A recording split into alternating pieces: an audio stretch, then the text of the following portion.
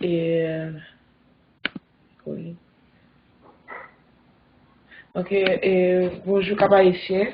Je viens de parler de conférence avec Dr. Ronald.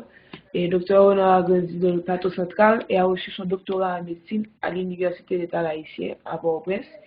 Il a ensuite travaillé pour Zami la santé, où il a été pendant 5 ans à la fois directeur des programmes de lutte contre la tuberculose et le VIH à l'hôpital Bon Sauveur à Crunch et à l'hôpital Sainte-Thérèse à Inch. En juin 2013, le Dr. Wheeler a complété sa formation en médecine interne au Montefiore Medical Center à New York. Il travaille actuellement comme interniste hospitaliste chez St. Elizabeth Physician à Kentucky, aux États-Unis. Ses intérêts principaux sont dans la santé globale et l'éducation médicale. Il a rejoint le personnel du projet HMI en février 2011 et est président actuel. Allez-y, Dr. Wheeler. Bonjour, merci Aïcha pour l'introduction. Bonjour Cap-Haïtien. Nous voulons nous excuser d'abord pour les 2 dernières semaines. Nous savons qu'il avait eu des difficultés avec la situation politique en Haïti.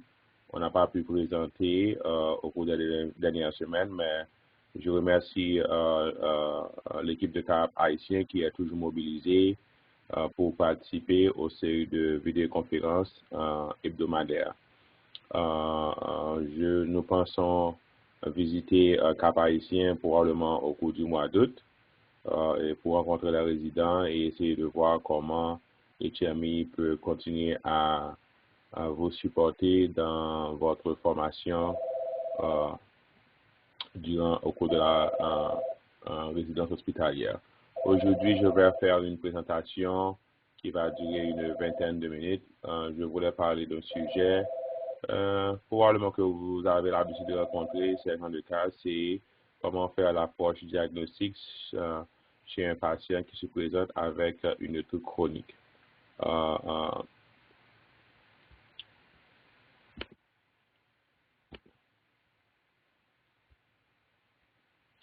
L'objectif ou encore nos buts pour cette présentation, j'espère à la fin de cette présentation que les participants, encore les résidents, ont une idée de comment faire une évaluation d'une patiente qui se présente avec une toux chronique et de pouvoir reconnaître les signes ou symptômes d'alerte qui sont associés à une toux chronique et encore, en dernier lieu, de reviser les causes les plus communes d'une toux chronique.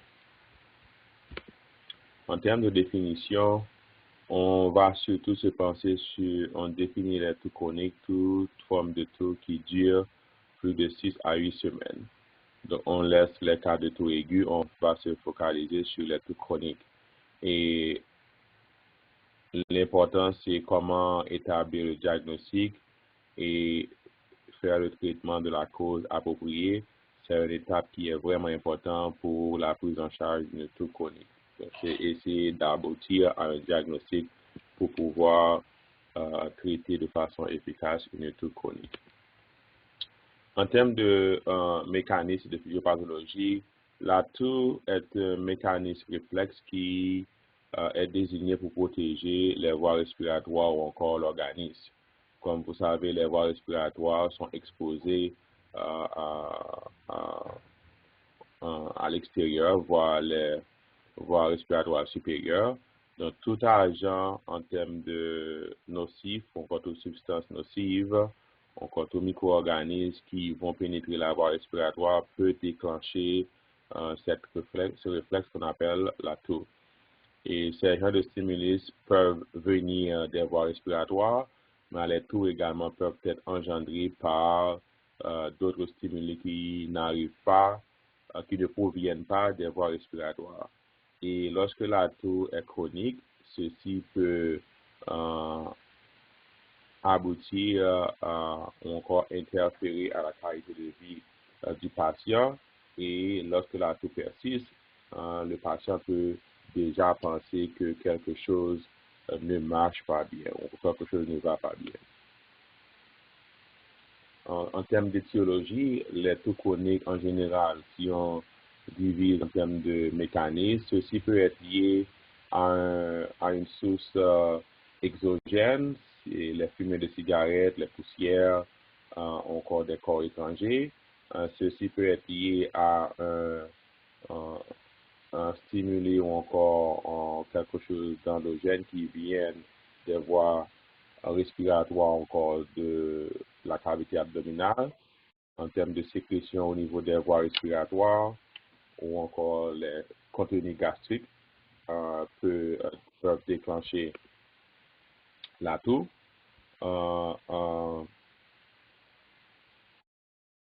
N'importe quelle inflammation de constriction, encore de filtration, de compression des voies respiratoires peut associer avec la toux. Et chez les patients qui ne fument pas, les causes les plus communes de toux chronique sont surtout le syndrome d'écoulement nasal postérieur, l'asthme et principalement le reflux gastro-œsophagien. Ce sont les trois principales causes de toux chronique qu'on va essayer de les détailler dans quelques minutes.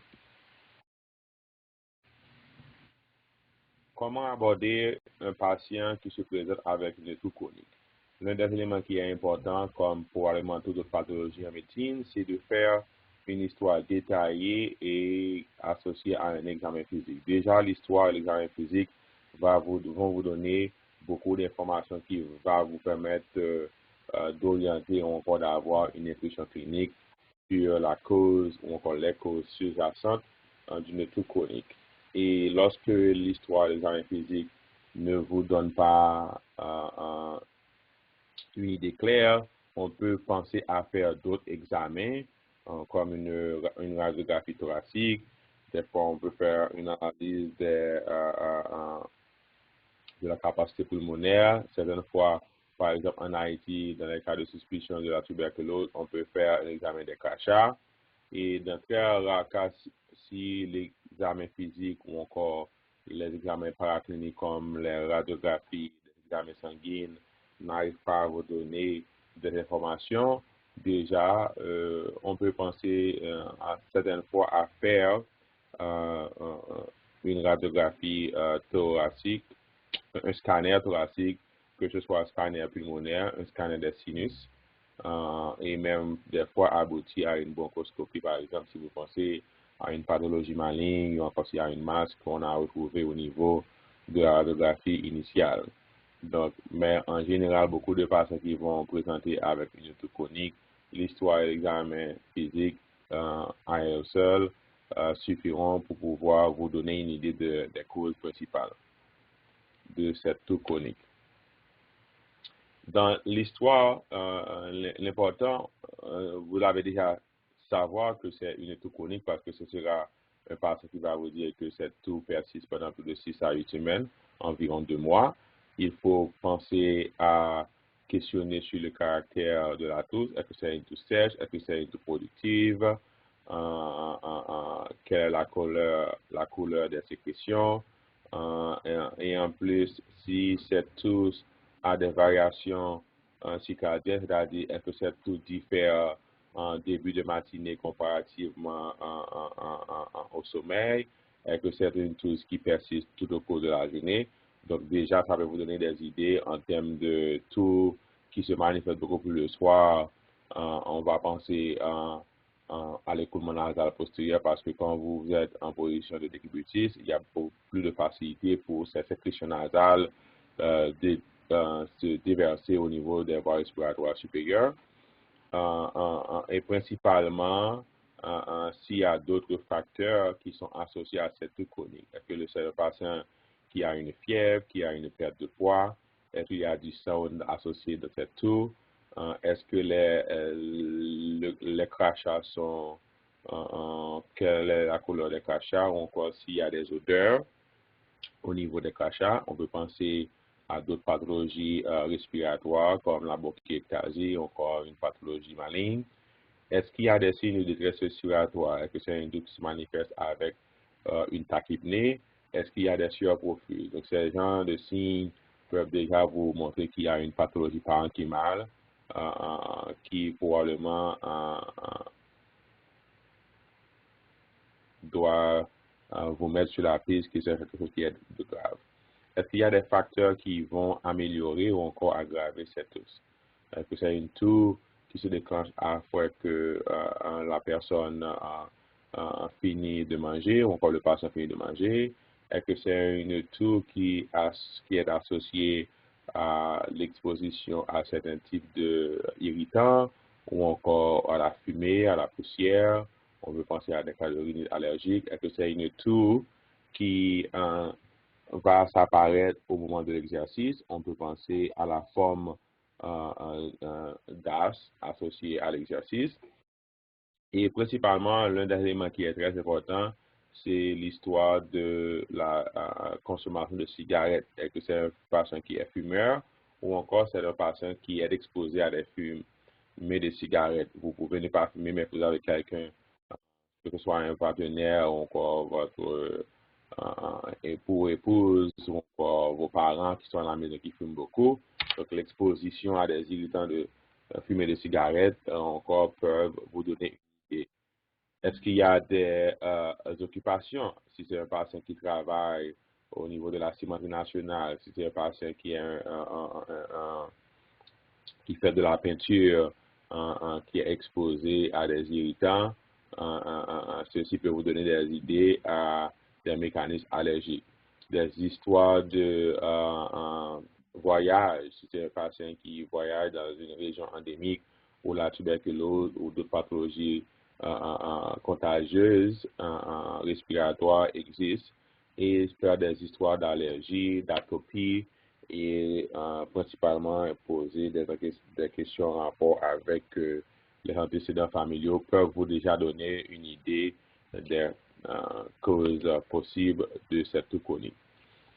Mais comme tout examen physique après l'histoire, les antécédents et les caractères sociaux, encore les expositions professionnelles, on va faire l'examen physique qui va toujours débuter avec les signes vitaux pour avoir que c'est un patient qui est tachypnéique, c'est un patient qui a de la fièvre, qui a des détresse respiratoires, et on va principalement porter attention sur l'examen des sinus, l'examen du nez, du pharynx et de l'oropharynx. Déjà, ça peut vous donner des idées. On peut voir des sécrétions, on peut voir des déformations au niveau du septum nasal. On va principalement également examiner les poumons, la cage thoracique s'il y a une déformité et le système cardiovasculaire. Des fois, on va examiner les doigts du patient pour voir s'il y a un clubbing qui va vous déjà mettre sur la piste qu'il y a des pathologies pulmonaires chroniques qui existent. Donc, un examen focalisé qui va d'abord commencer avec les signes vitaux, l'examen des sinus, de la cavité buccale et nasale, l'examen des poumons. Des fois, l'examen de l'abdomen peut vous montrer qu'il y a une masse qui va vous donner des idées d'une possibilité de cause de toux chronique. Si l'examen physique, comme je vous le dis, et l'examen paraclinique initial ne vous montre pas grand de choses ou qu'on ne vous donne pas une idée spéciale en termes de possibilités, on va peut-être penser à certains examens paracliniques qui peuvent vous aider à confirmer votre suspicion. Dans la majorité des cas, les examens de radiographie thoracique vont être normaux, mais certaines fois, la radiographie peut vous montrer des infiltrats, une effusion pleurale, s'il y a une cardiomégalie, s'il y a des déformités au niveau du thorax, s'il y a une masse au niveau des poumons, si le diaphragme est aplati. Donc, on va toujours penser à ces pneumopathie chronique obstructive. Donc, la radiographie, dans la majorité des cas, va être normale, mais elle peut vous donner beaucoup de renseignements sur les causes probables. On peut rechercher des cas d'hyperinflation. On peut voir des bronchiectases, des dilatations des alvéoles en pulmonaire. On peut retrouver des masses. Et même des fois, on peut voir au niveau de la radiographie thoracique des causes non thoraciques. comme une hyène hiatale, comme on peut voir sur cette radiographie en bas, où on peut voir qu'il y a un niveau liquidien de l'estomac qui se siège à l'intérieur de l'estomac. Donc, on va penser à ces gens de patients qui peuvent avoir des régurgitations ou encore un reflux gastro-œsophagien du contenu gastrique qui peut aller au niveau des voies respiratoires et peut être que ce soit par le liquide ou encore par le contact direct, l'espace que cette hyéniata va prendre en comprimant les tours et diminuer l'expansion du poumon peut aboutir à des tours chroniques. Donc, il y a beaucoup de détails qu'on peut retrouver au niveau de cette radiographie thoracique qui est en général à la portée de beaucoup de cliniques ou encore beaucoup de patients des hôpitaux. En termes de causes communes, comme on l'avait dit, la majorité des patients qui vont se présenter avec une toux chronique, ils vont, de la majorité des cas, avoir l'une des trois types de pathologies citées. Principalement, c'est le coulement nasal postérieur au niveau des nez, environ 40 à 60% des cas. Un LASC, qui est une pathologie allergique, peut se présenter avec une toux sèche, sans wheezing, et le reflux gastro-œsophagien d'environ 10 à 40% des cas, et les bronchites chroniques, les pathologies bronchopulmonaires obstructives, et dans des pays, en fonction de l'épidémie, on peut penser à la tuberculose, ou encore on peut penser à un irritant au niveau des voies respiratoires après une infection. Donc, la majorité des cas, les patients vont avoir l'examen direct dans votre clinique va vous donner une idée, que ce soit au niveau de l'écoulement nasal, de l'asthme ou encore du reflux gastro-œsophagien. Pour l'écoulement nasal postérieur, c'est un patient qui va vous dire qu'il a une sensation qu'il y a quelque chose il y a un liquide qui s'écoule au niveau de de son larynx ou encore de la cavité pharyngène tout le temps. Et c'est un patient qui va vous dire qu'il nécessite de nettoyer encore son pharynx de façon constante. Et c'est un patient qui va vous dire que des fois, je me sens congestionné, il y a beaucoup d'écoulement, que ce soit antérieur ou postérieur. Donc, le patient va vous dire qu'il y a beaucoup d'écoulement nasal. Et certaines fois, il y a des variations culturelles. C'est un patient qui va vous dire, je me sens toujours froid, je me sens toujours grippé, j'ai des problèmes de sinus ou encore des problèmes d'allergie. Parce qu'ils tous des problèmes d'allergie, donc il faut toujours penser à l'examen de la cavité nasale, à la recherche de polypes, de corps étrangers, de déviation de symptômes, et on peut visualiser ces écoulements qui vont passer au niveau du pharynx, et une fois que le liquide arrive au niveau du pharynx, donc le réflexe de toux va être enclenché et ceci peut aboutir à une toux chronique. Ces rangs de pathologies en général vont être associés avec les rhinites allergiques, les rhinites non allergiques et les cas de sinusite bactérienne chronique. Parce qu'une fois que les muqueuses sont inflammées, il va y avoir une position d'avoir une colonisation avec les bactéries. L'autre type de pathologie qu'on doit toujours penser, c'est l'asthme. C'est une pathologie inflammatoire chronique au niveau des voies respiratoires qui peut être variable et qui peut avoir des symptômes qui sont récurrents. Et ce qui est important, c'est qu'il y a une obstruction des voies respiratoires qui est réversible. Et cette obstruction peut aboutir au bronchospasme. Des fois, peut se manifester avec des coupes paroxysmales, des wheezing ou encore des dyspnées à l'effort. Et on peut mettre en évidence cette réversibilité par un changement de ce qu'on appelle la force vitale capacité à la première seconde, après avoir administré des bronchodilateurs à base de bêta-2 adrénergique. Donc, c'est un patient qui va avoir des symptômes de bronchospasme ou encore des wheezing, et quand on administre, par exemple, quand on administre de l'albuterol, on va avoir qu'il y a une augmentation de la FEV1 rapidement. Donc, on peut faire le diagnostic à la clinique si vous pensez que c'est un patient qui a un taux paroxysmal, un taux qui s'exagère à l'effort et qu'il y a un changement de cette toux ou encore de ce bronchospasme après avoir administré des bronchodilatateurs, sans même faire la spirométrie. L'autre pathologie qui est très courante, c'est le reflux gastro-œsophagien. Très rarement que le patient va présenter et vous dire qu'il pense qu'ils ont un reflux. Ils vont vous dire qu'ils ont une toux sèche qui est chronique. Et ceci, c'est des micro-aspirations du contenu œsophagien, encore du contenu gastrique au niveau des voies respiratoires. Et ceci peut être que ce soit une pathologie de l'œsophage, si c'est un patient qui a une stricture, si c'est un patient qui a une achalasie, si c'est un patient qui a un reflux, n'importe quelle pathologie au niveau de l'œsophage, donc ce reflux du contenu gastrique au niveau des voies respiratoires peut déclencher un toux. Dans les formes classiques, le patient va vous dire que je sens que ma voix change tous les matins, me sentir enroué. Chaque matin, je me sens congestionné et je toux beaucoup la nuit. J'ai une tousse qui s'aggrave la nuit. Donc, on peut penser à un reflux gastro-œsophagien comme une possibilité. Et dans certains de cas, si vous administrez uniquement des antitussives, vous n'allez pas pouvoir éradiquer cette toux parce que le mécanisme est le contact du contenu gastrique avec les voies respiratoires.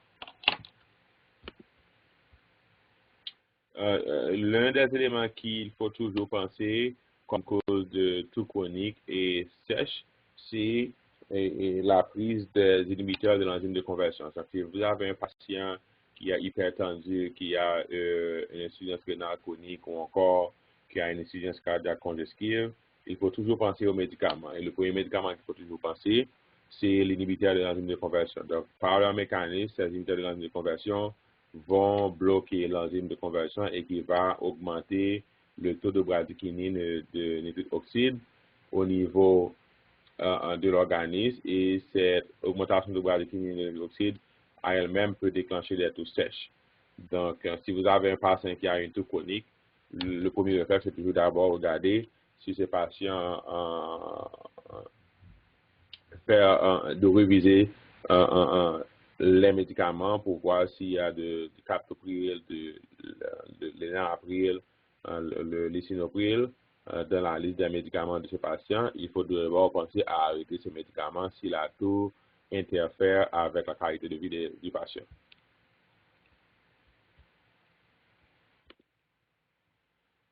En termes de pathologie pulmonaire, ce sont les bronchites chroniques. C'est-à-dire c'est une toux qui est positive pendant 3 mois et pendant les 2 années consécutives chez un patient qui n'a pas d'autre raison pour expliquer cette toux chronique. Et donc, les bronchites chroniques, donc vous allez avoir un patient en plus que le patient va vous dire que la toux dure plus de 2 mois, mais elle va vous dire que cette toux revient pendant 2 années consécutives et dure pendant 2 ou 3 mois. Donc, il faut penser aux pathologies chroniques et principalement penser aux expositions à la fumée de cigarettes.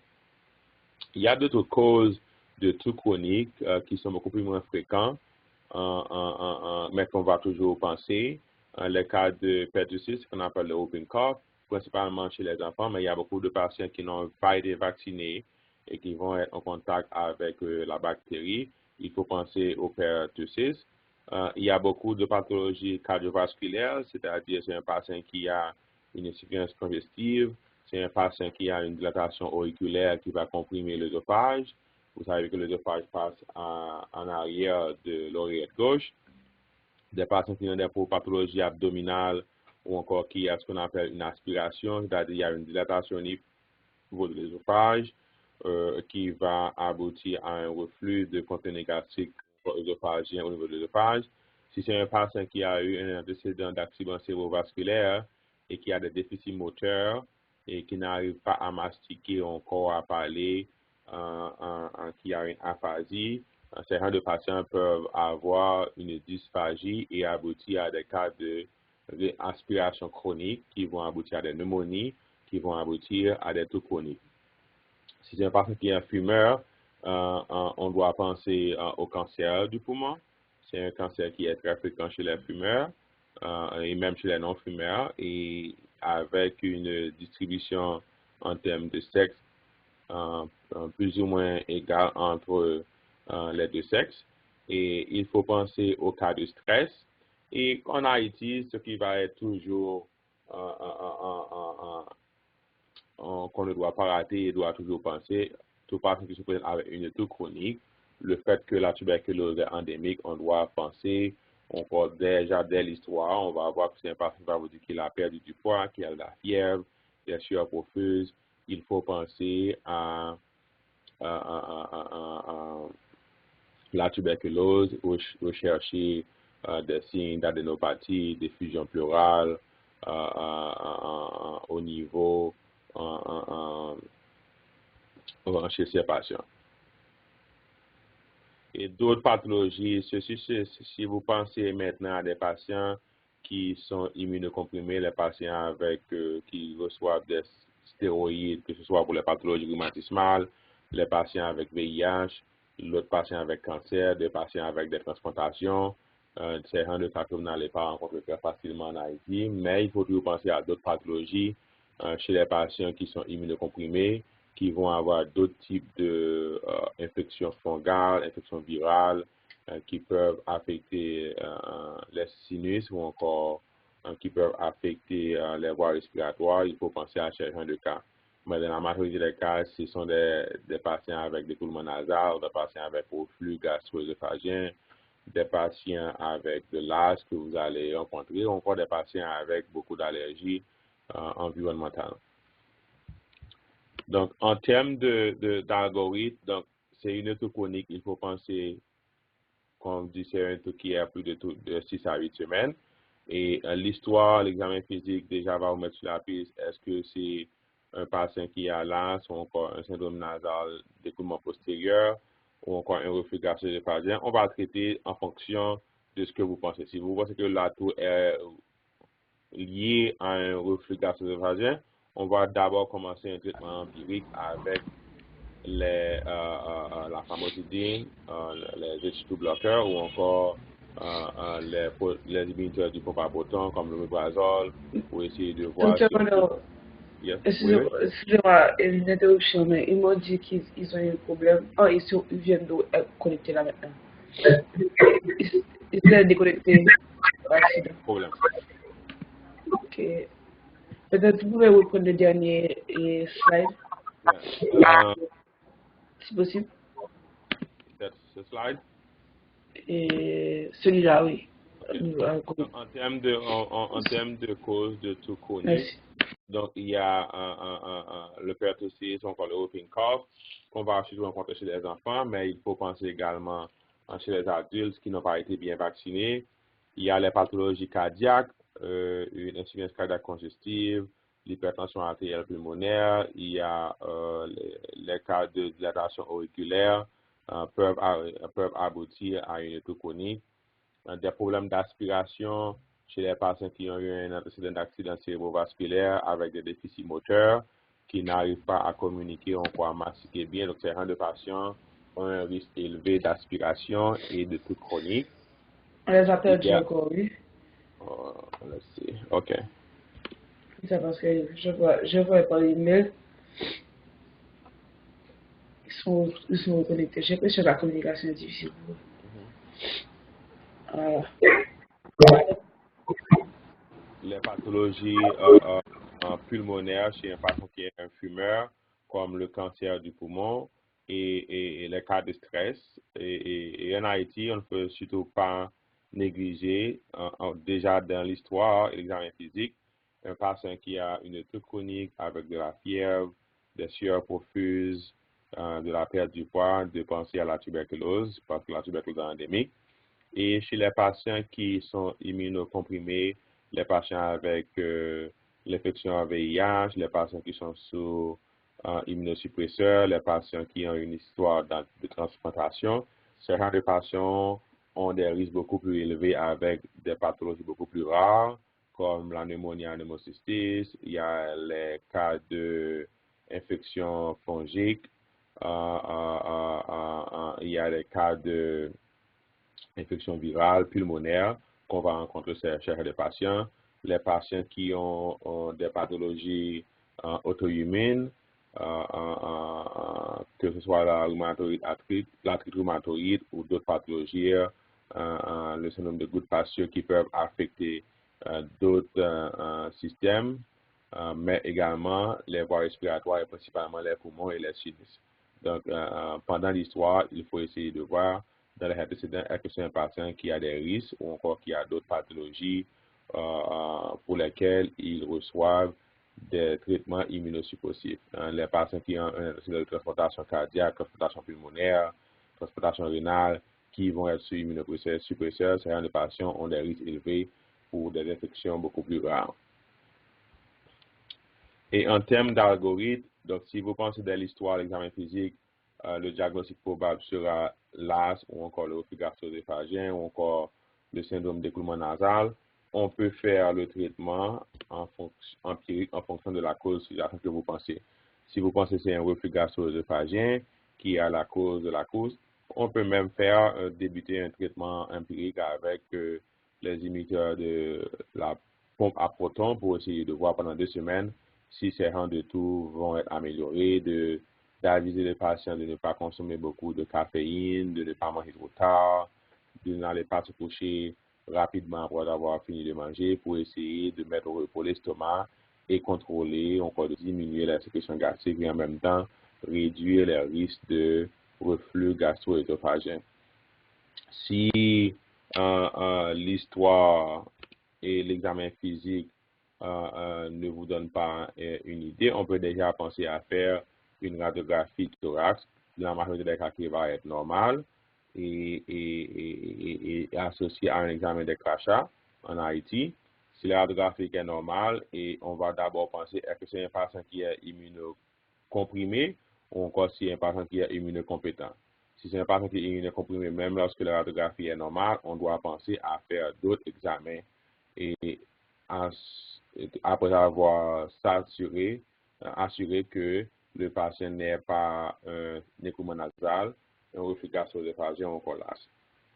Et d'abord, il faut penser à regarder la liste des médicaments, parce que c'est quelque chose qui est très fréquent.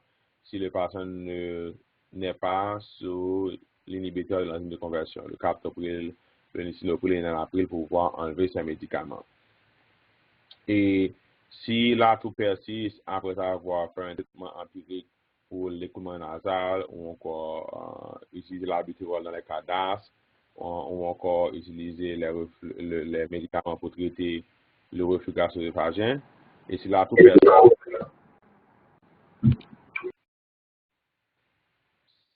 toux persiste en dehors de ce traitement empirique, on doit d'abord penser maintenant à faire d'autres examens beaucoup plus avancés. Et en dehors des examens de crachat, et si vous avez un scanner,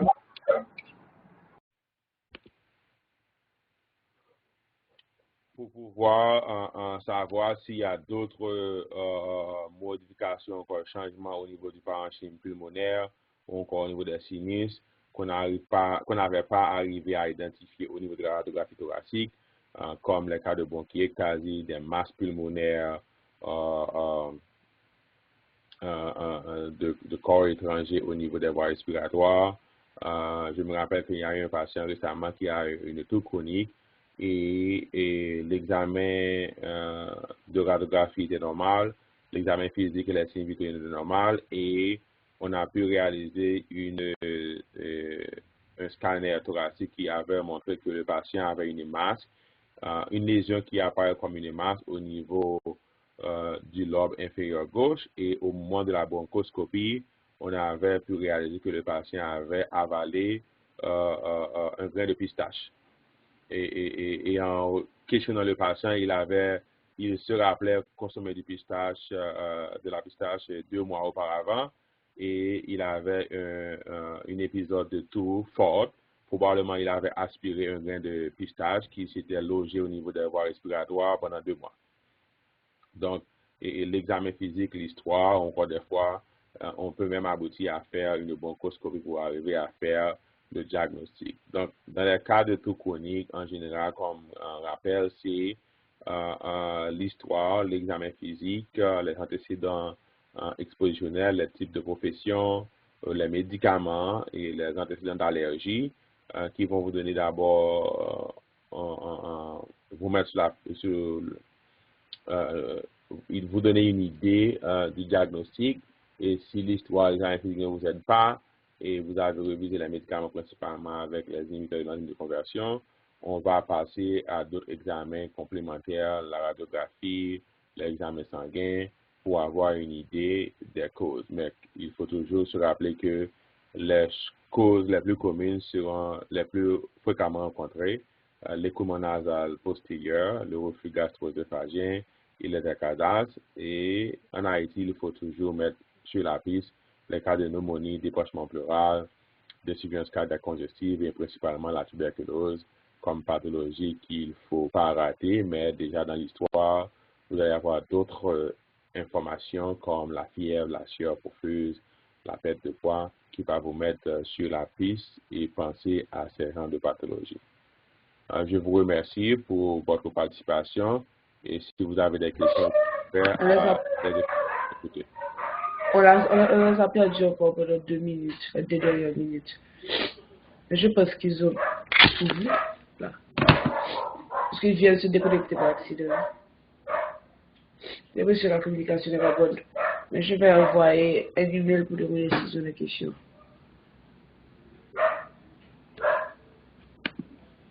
Allô? Pas de problème, je vais le lancer. Et j'aimerais... Moi, j'ai tout chaud. Ils sont là, dans une voix. Non, et... mais le problème, c'est que, est-ce que je peux avoir, par exemple, le numéro de Ronnie Seffler pour pouvoir le contacter par WhatsApp de préférence? Parce que quand je vois les emails, ça prend du temps pour répondre. Ronnie Seffler à Cap Haïtien? Oui. Je n'ai pas son numéro, mais je peux toujours... Okay. C'est le contact au Cap Haïtien, vous parlez? Oui, le contact, celui, ça va être parce que en général, celui qui envoie les emails. Je vais essayer, je vais pas son numéro direct, parce que je vais lui demander. Okay.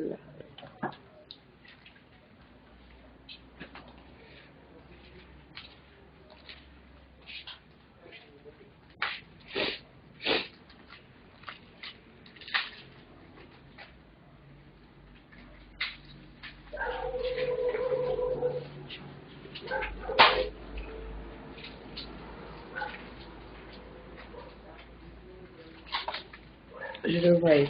Je vais demander pour son numéro avant de demander si c'est des questions, de les envoyer par message, peut-être pour vous. Je sais que vous devez partir avant 2 heures aussi.